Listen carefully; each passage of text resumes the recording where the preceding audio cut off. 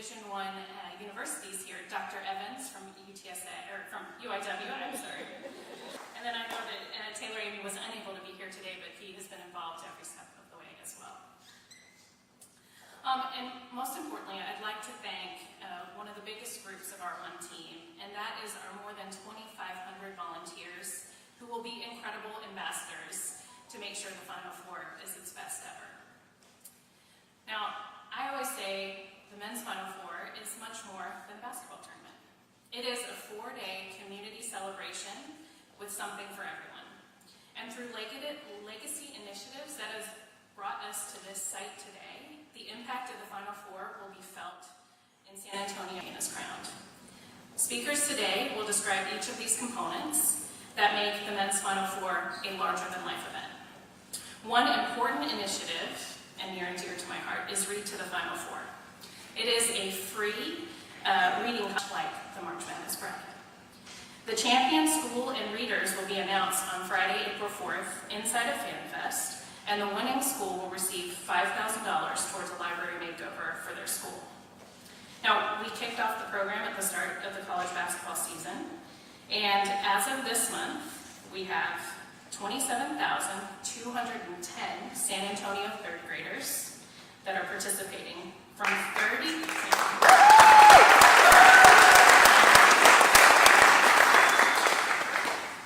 31 school districts and 304 schools. Now, collectively, and I have a note scratched out here because this has changed in the last couple of days, they have read more than 17.5 million minutes.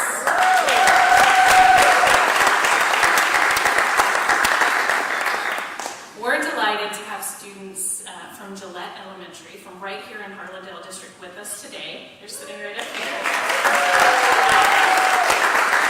Round of 68, and I bet they're on pins and needles because tomorrow we'll be announcing the top 30 of the next round. So let's wish them luck. All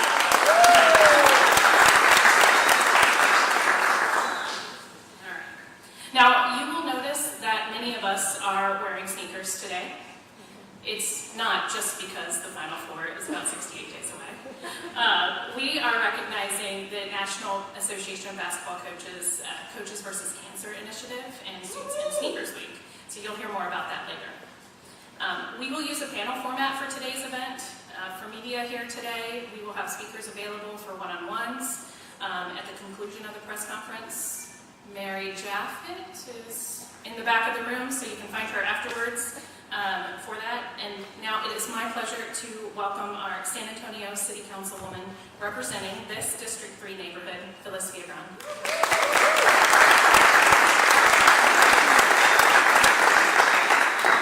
Welcome to District 3. I am Councilwoman Phyllis Vega, representative of the South and the Southeast side of San Antonio. Welcome also to County Commission 1, correct, Rebecca? And let's give a round of applause for Rebecca Clay Flores, our County Commissioner. And I do not see them in the room, but this is the Harlandale Independent School District, and you met the students already from Gillette, so let's give a round of applause for Harlandale for his students.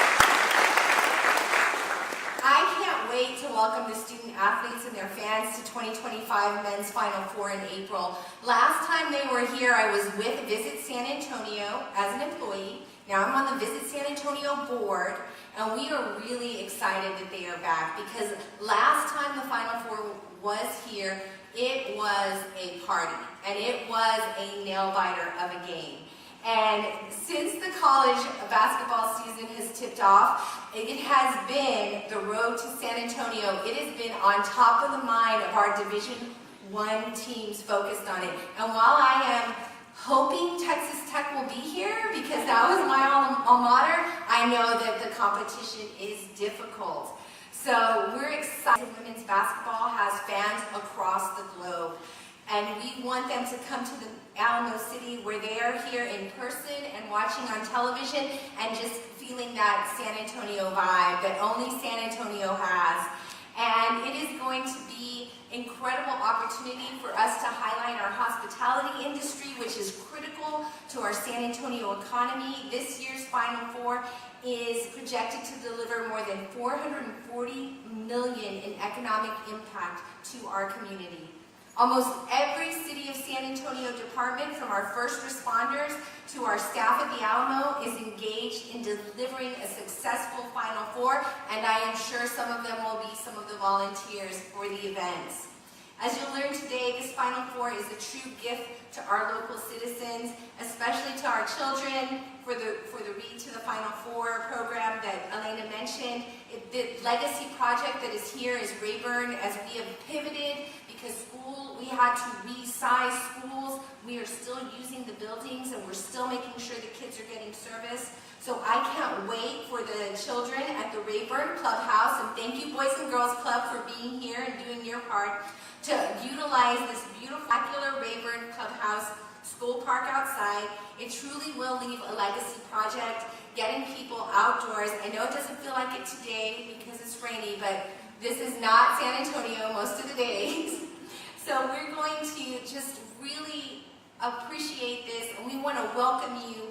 And I'm grateful for San Antonio's opportunity to host this 2025 Men's Final Four. I look to the future so we can have you here again and host more. And I can't wait to see you in April.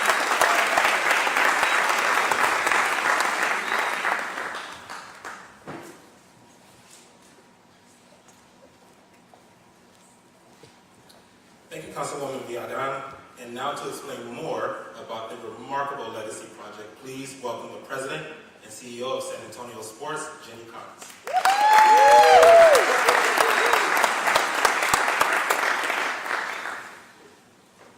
68 days. Oh my goodness. When Elena took this job on 2 years ago, I gifted her my countdown clock that sat in my office leading up to the 2018 Final Four. And it's become a running joke that we can't go to a meeting, a presentation, anything without giving the countdown day. And we've been doing that for 2 years. But 68 is not my number.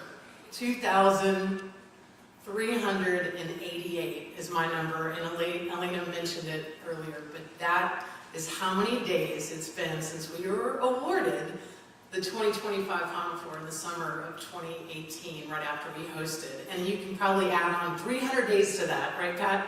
Yeah. Because Pat and I started fundraising for that bid about a year prior to July of 18. And I can't believe we're here, my life, for the last 25 years. And I'm so excited to get to do this again with so many wonderful people. And I know that probably 90% of all of you in this gym know what a basketball junkie I am. How much I love the sport, and how much I love to watch the sport. But it's not the games that really mean so much to me. It's the community impact that aligns with what San Antonio Sports' mission is every day, transforming the city through the power of sport. Healthy kids and families, places to play, and events that impact, like the Final Four. Why we're here today is to talk about this project, but before I get there, I've got to back up. Y'all watched the video a minute ago, and we saw the dribble, the Buick Final Four dribble. We will give out 3,000 basketballs, free basketballs, to kids from all over the city. And this is my takeaway when I think about that event. There's going to be some kid, and it might just be one, could be 100. There's going to be one kid that takes home a basketball, and it's going to change the journey and their life. I was that kid that a coach gave me a basketball when I was in kindergarten. He was the boys' varsity basketball coach in my hometown, and I was the only girl in his summer camp, and he sent me home with a brand new leather indoor basketball, and it changed my life. I used that basketball every single day. I shot, I practiced with that basketball. And for the next 10 years, I took that basketball everywhere with me when I presented and talked to young girls about the power of sport. There's going to be a kid that event will change their life. 2, read to the Final Four. I have been a part of this event in San Antonio since day one.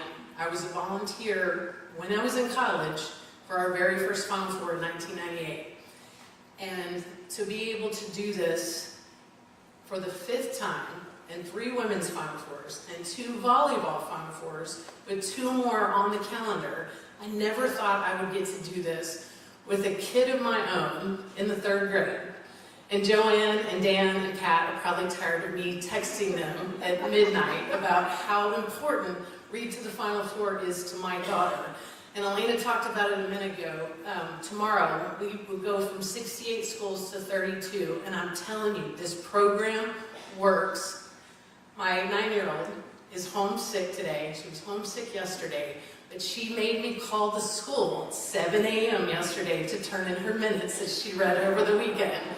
And I think she's sick because she had 2 basketball games on Saturday and just balled out. So, but we had to turn in our minutes, and that's how important that program is, and to be able to live that through her has been incredible. Lastly, we are here at Rayburn with my good friend Ada Sines, who runs the Boys and Girls Club, and this is why this is important. San Antonio School Parks program was a vision of my former boss, Dr. Susan Blackwood, and one of our founding members, George Block, who recognized that in San Antonio, we are lacking in sports and recreational facilities. But what they saw was, what do we have? Every citizen in this county, in this city, and we can go into elementary schools and facilities and improve them, enhance them, add amenities to them, and then in turn make them neighborhood after school hours, and every citizen in San Antonio will have a place to come to, work out, walk, do something physical. What makes this project so special, and we did this in 2021 during the 64-team, can I say COVID bubble now, in that controlled environment? During the 64-team tournament in 2021, we did it again with the Boys and Girls Club at MLK. We did one in 2018. This project will and it would not be possible without the partnership between the City of San Antonio through Parks and Recreation, our many school district partners, and the John L. Santikos Charitable Foundation that has helped fund 40 parks. And then, of course, with our partnership with the NCAA, we can't wait to be back here to dedicate this gym, outside amenities, and everything that this will bring to the boys and girls that come to the Boys and Girls Club here. And we will do that the week of the Final Four. And that is why I show up every day for this job. It's not the games. I love the games. But it's the community impact that really makes a huge difference. So thank you all for being here. Thank you for supporting the Final Four, what it means to San Antonio. And with Dan's help, we're going to keep bringing this back, right?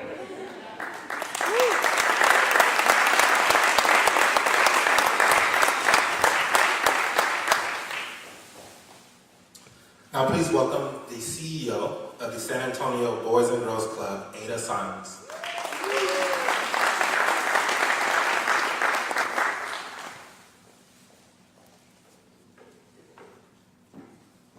Good morning, everybody. Welcome to the Boys and Girls Club's Rayburn Clubhouse. We are so delighted to have everyone here in this beautiful space today.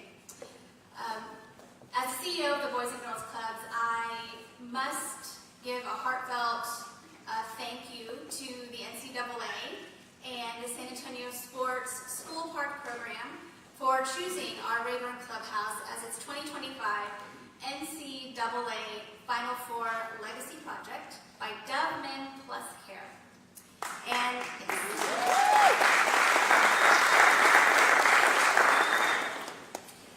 as Jenny was saying, this is our second legacy project. The first one was in 2021 at our Eastside Clubhouse.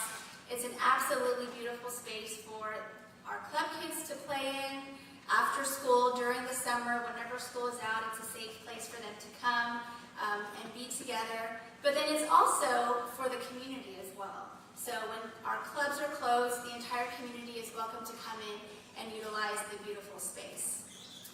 So the property that you're on right now, as they mentioned, it is a Harlandale school site. that was closed. It was recently an elementary school. Harlandale really shows up for its community and for its family, and for its families. And thank you. I'm a little short. And I'm used to wearing heels. This is my first time wearing sneakers. I feel very empowered yet shorter. Anyway. We love our partnership with Harlandale, and to be able to serve this community in a meaningful way. No Harlandale student is charged any money to come to the clubhouse here at Rayburn, and it's a safe place for them to come when school is out. But beyond being a safe place, they have access to resources that are typically extremely expensive and very limited sometimes in certain areas of our city. So when they come here, not only are they getting warm meals, they get opportunities to engage in intramural leagues throughout the city. We have tutoring, that's professional tutoring to make sure that they're doing their very best in school. And we also have professional counseling for students as well. So access to the support services that they need to do their very best in school, graduate high school on time, and have a very successful and meaningful future ahead of them. This project has already transformed this gym. It was previously used as a storage. Now it's going to be a space for the kids in the community to enjoy for many, many years to come. In addition, we are receiving a brand new HVAC system and also the beautiful new court. It'll make a space for the kids to use year-round, every single year. I'd also like to thank the NCAA for being so generous. They've come so many times. We're so proud to be a part of this partnership. 2 years in a row, and please keep it coming. We have several other clubhouses throughout the city. We'd love to have a third one when you come next time. But truly, honestly, thank you so much. We are very excited and we are very grateful. And we welcome you all back on April 3rd for our big reveal here at the Rayburn Clubhouse. Thank you so much.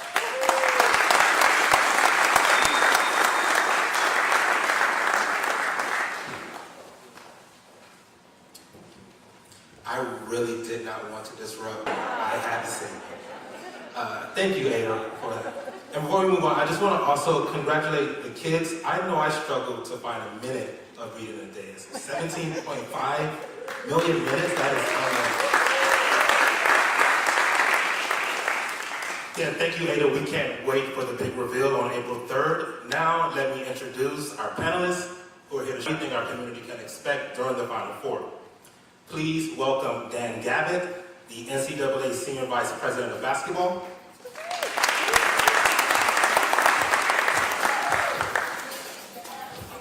Joanne Scott, the NCAA Vice President of Men's Basketball Championships.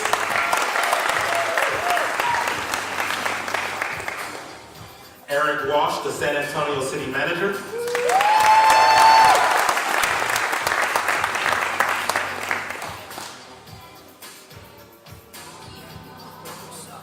And Elena Wells, the San Antonio Local Organizing Committee Executive Director.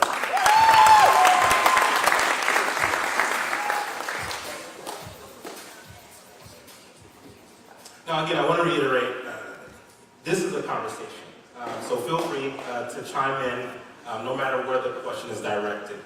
And then we'll start with you. What is it about San Antonio? And I asked this question myself when I heard that you all returning again this year, regular when it comes to hosting the men's Final Four. Well, Leroy, it's really the experience for our teams and our fans that have been fortunate enough to come to San Antonio for 4 Final Fours, men's Final Fours, and now the 5th. Of course, great weather in April, as has been promised.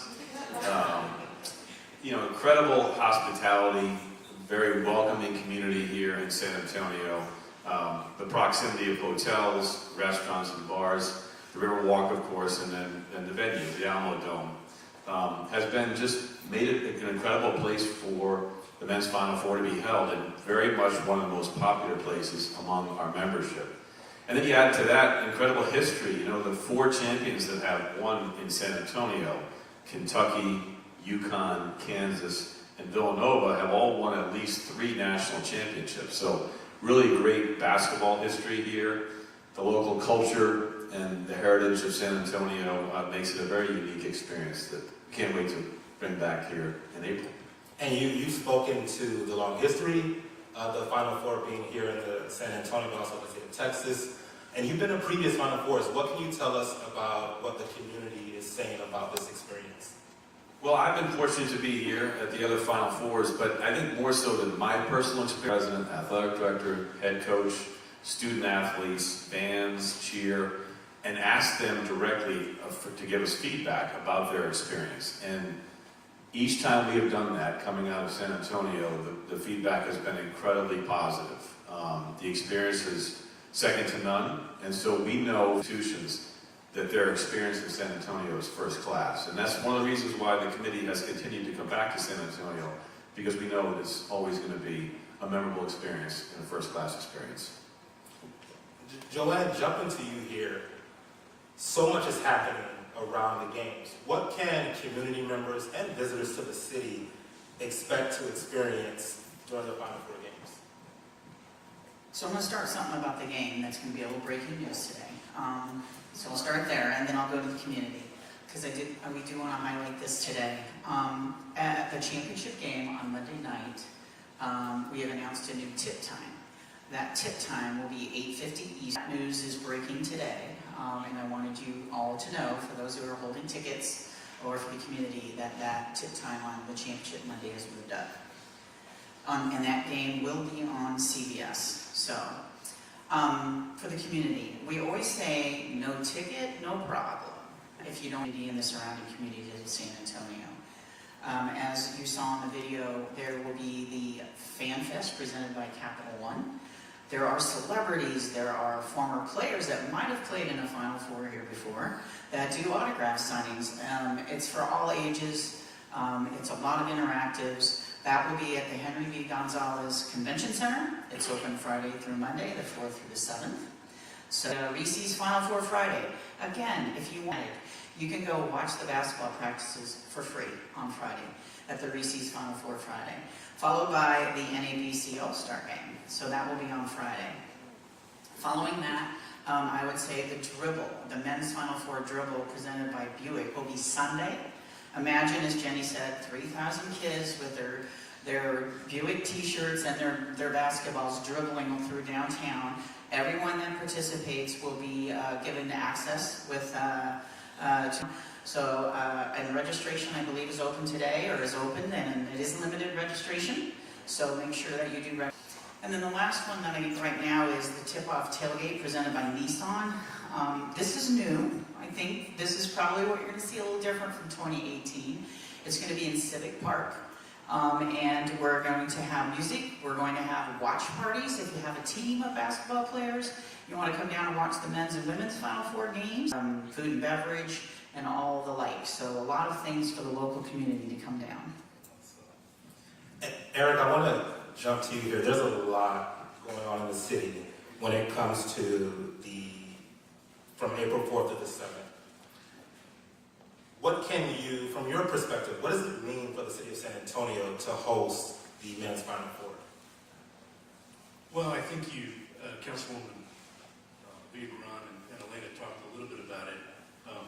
It's the impact of having this international event in San Antonio, and not just from an international standpoint and a basketball fan standpoint, but how it's integrated with the community. And Jenny talked a little bit about that. These types of events are huge momentum makers for the community, and I think that's a really good thing for us. It's also an opportunity, as Councilwoman Vega mentioned, to showcase and highlight San Antonio, our culture, the amenities that Dan talked about, but the people and the hospitality. And you know, I'll echo what Elena said at the beginning, because I think it applies to a lot of things we do here locally. The one team effort, and there are a lot of folks that have been working really hard to make sure that April is a huge success. Certainly not only for the NCAA and the teams, but also for the community. So it's a huge effort and really exciting to be able to highlight. I'm glad you mentioned the collective effort behind this. I think as community members and as attendees, sometimes we don't see the folks behind the scenes who are making these planning and implementation process of hosting this event. Well, it's probably easier to share who's not involved. I mean, it's everybody. I mean, I see, I'm looking around the room, there are a lot of folks here that are part of our 13,000 employee organization that are all pulling together to be able to host, along with Elena and her team, the donors, the sponsors, the NCAA. We want to make sure that, Dan and I were walking over here, and I was telling them, I think we've had 2 cold fronts, we have one more, and then winter's over. And hopefully I didn't jinx it just now. But the weather will be great. We're looking forward to closing streets and making sure that folks that are staying downtown at one of our 15,000 or so hotel rooms have a path to the Alamo Dome. You know, a lot of departments, the police department, the Alamo Dome, Steve Zito, Patricia Muskis, Robert Wren with downtown, Jennifer Fraga. I mean, there are so many people involved in making sure that it'll go off without a hitch. But regardless of what happens, making sure that we're all prepared and working closely with Elena and her team and everybody else to make sure that it's a safe, friendly, great environment for the public. I do want to add to that, too. Since June, every month, hundreds of people from across the city, UTSA, UIW, we've all been getting together with the NCAA and their planning partners to make sure that every detail is planned. So, and it really stretches across the city. We have communities like the one, or committees like the one that Leroy serves on, of community members that are volunteering their time to make sure that this goes off with downtown. We're also working through how do we get our residents of San Antonio downtown and make it accessible for them, because that's really important. So I know when you all walked in, there was a Via bus outside. It's wrapped with Final Four. Those will be driving around the city, but we'll work with them on park and ride locations, on helping our volunteers get to their stations they'll be able to take via routes. We'll work with rideshare and all of the other kind of transportation. They see what the NCAA and what the city has been working so hard on. Dan and Joanne, I want to come to you both. So, one of everyone's favorite events associated with the men's Final Four is the NCAA March Madness Music Festival. Last year, Tim McGraw was here. What can you tell us about this year's music festival? Well, no breaking news today, so. Pass the Not mic. on that one anyway. Pass the mic. So, thanks to AT&T, Capital One, and Coca-Cola, the March Madness Music Festival even reaches a new fan, which is a music fan. It's going to be held, and I'm going to say it wrong. So it's at Tower Park at Hemisphere. At Hemisphere, sorry. I know that's recently changed, but it's going to be at Tower Park at Hemisphere. It's a free music. We had Jason Aldean, we've had Maroon 5, we've had Imagine Dragons. So stay tuned. We will announce that talent in the upcoming months before we get here, but unfortunately, no breaking news on that one today. I've asked folks. You won't push. We don't know.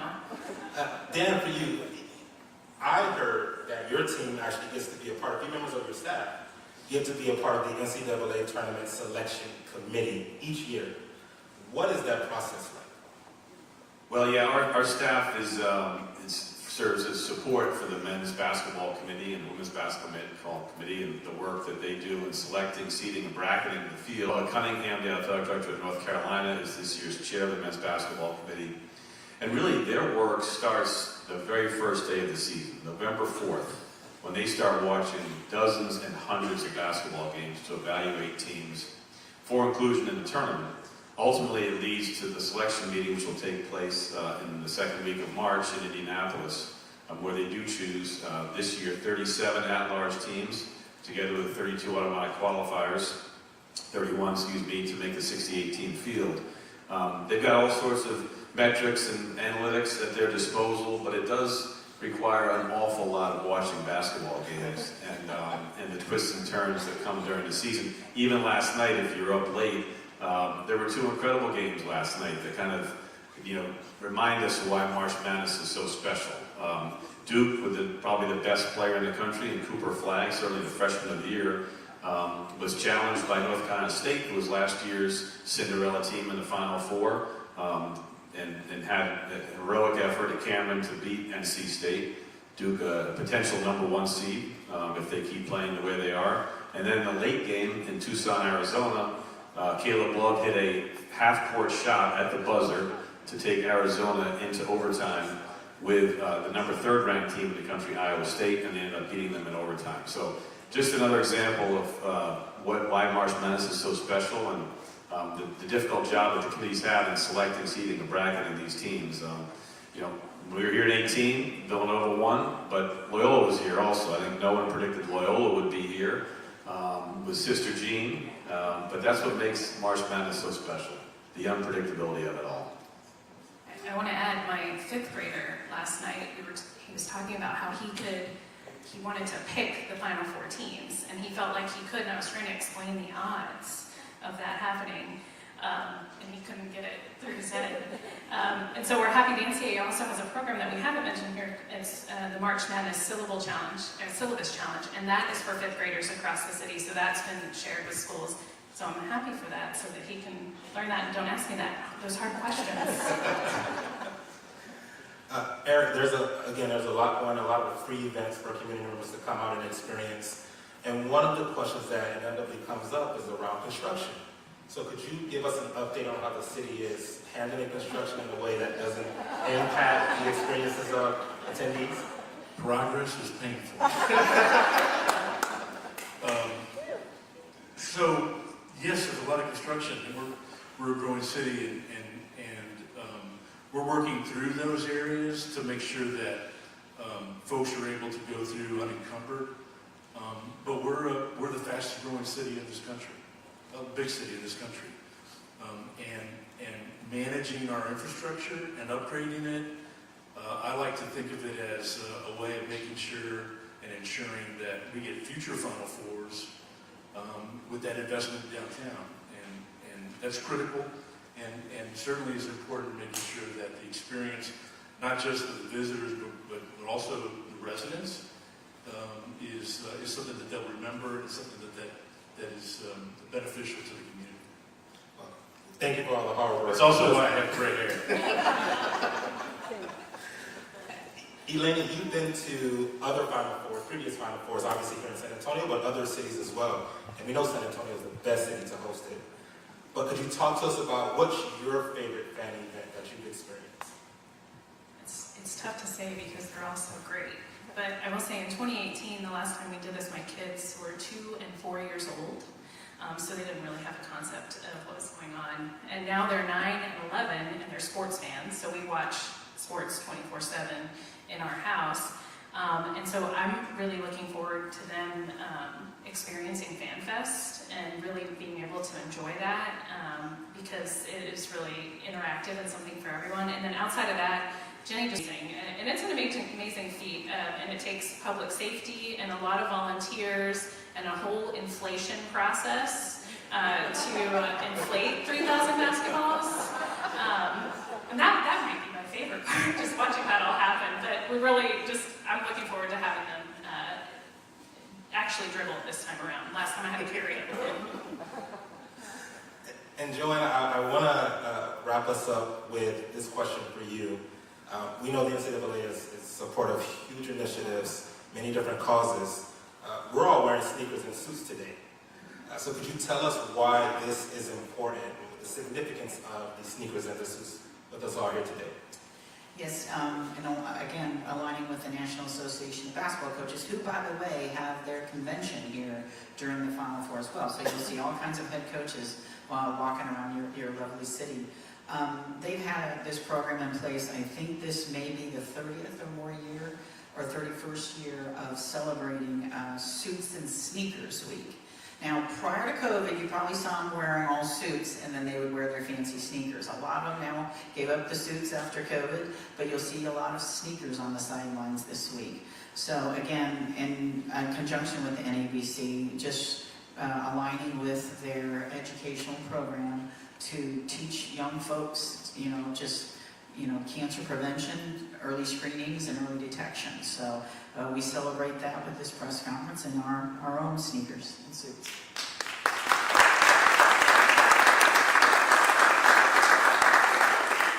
I know you're trying to wrap up, but one thing that I wanted to mention is that this is a great event, and this is important for the NCAA, it's important for the schools, it's important for the community. But I think it's important to recognize Dr. Evans and the University of Incarnate and Dr. Amy with UTSA, because without them, we wouldn't be on the podium. Without those schools and that partnership, and I think it's important that all of us remember, and I think it's, as we go through and wonder why we have Final Fours, it's because of those two institutions and the work they're doing in the NCAA that make that possible. And that's important to remember, I think, as we go forward.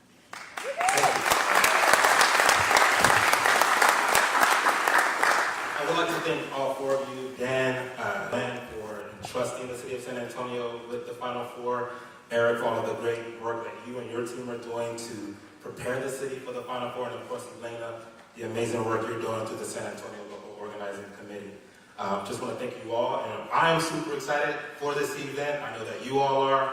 But before we wrap up, I would like to remind everyone about the 2025 Men's Final Four events, which you can see on the screen here.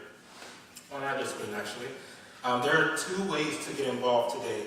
The first, 1,500 people to go on ncaa.com/MFF and use the code TIPOFF25 will get free tickets to the Men's Final Four Fan Fest presented by Capital One. Again, that's ncaa.com/MFF and use the code TIPOFF25.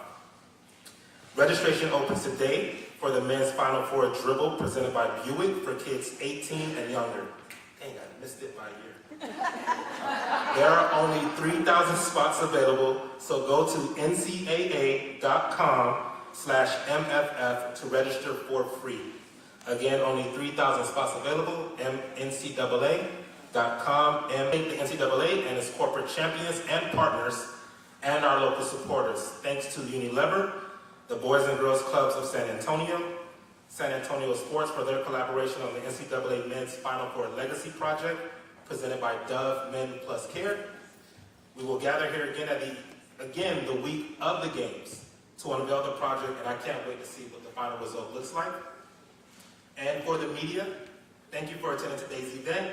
Speakers will be available for one-on-one interviews. Please see Mary Jaffet right there waving her hand, and or Carolyn Weed for an interview request with the speakers.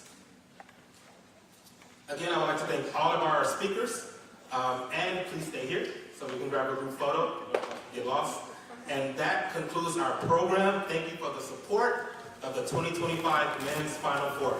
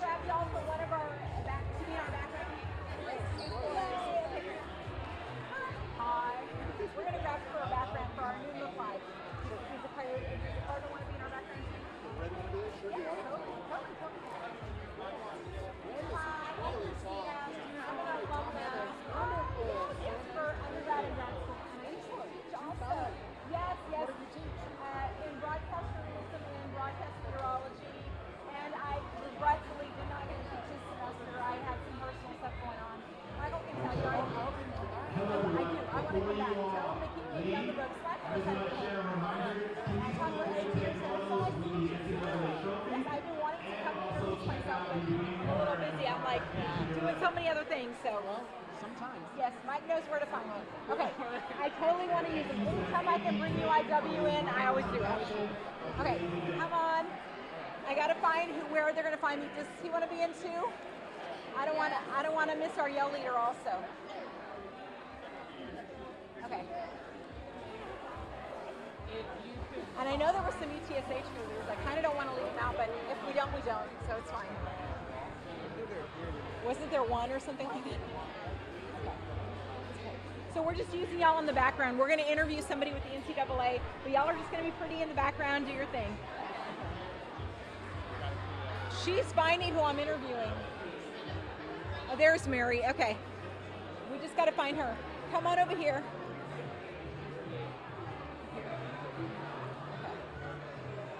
Okay, stay right there. I'm gonna get her.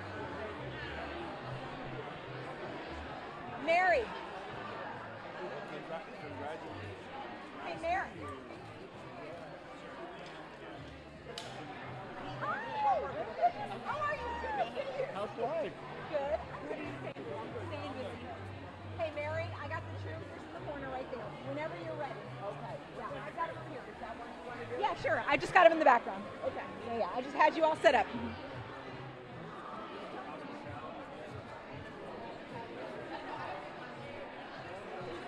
gonna bring him to us. She's gonna bring him to us. She's gonna do it. Huh? Okay. Well, hang on. Let me get my camera too. Hold on. Oh, I've got it right here. Please be careful. Oh, jeez. Okay. Hang on.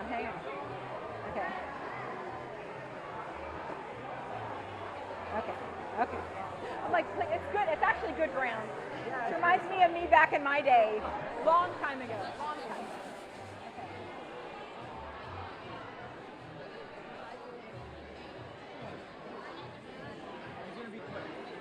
So Mary's gonna, I think I'm interviewing that.